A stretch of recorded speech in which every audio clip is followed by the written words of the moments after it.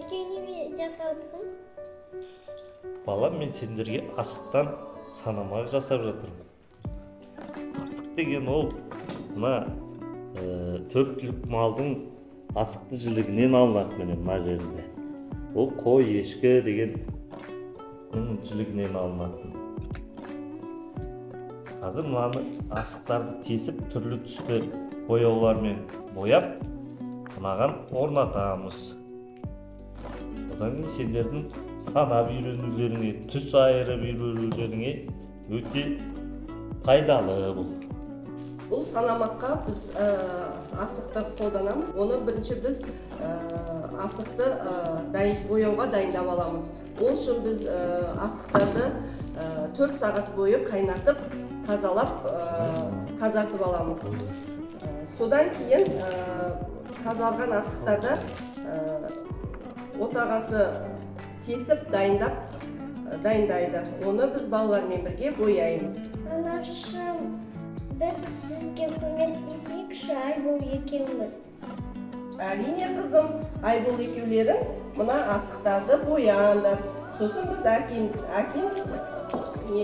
санамақ жасап береді сендерге. Демек, жақсы қылып боядыңдар.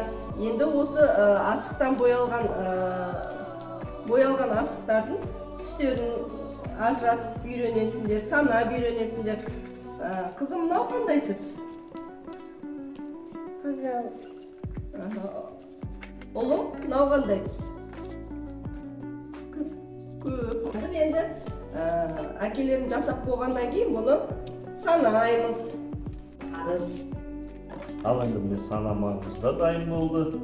Ал енді бұл біздің балалар атадан қалған мұраны сендерге үйрету, асық деген ол ұлттық ойынымыз біздің. Сондықтан да осыны жасап сендерге көрсету маған парыз. Міне енді мынаны санап көрейік. Кел қызым, санай ғой.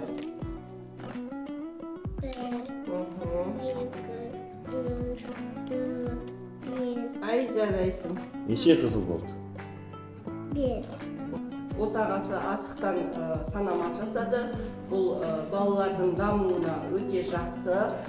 Бала бұл арқылы жаңағы түстерді айырып үйренеді, санап үйренеді. Бұл санамақты біз балабақшаға беріп жібереміз. О жақтағы да балалар санап, түсті ажыратып үйренсін.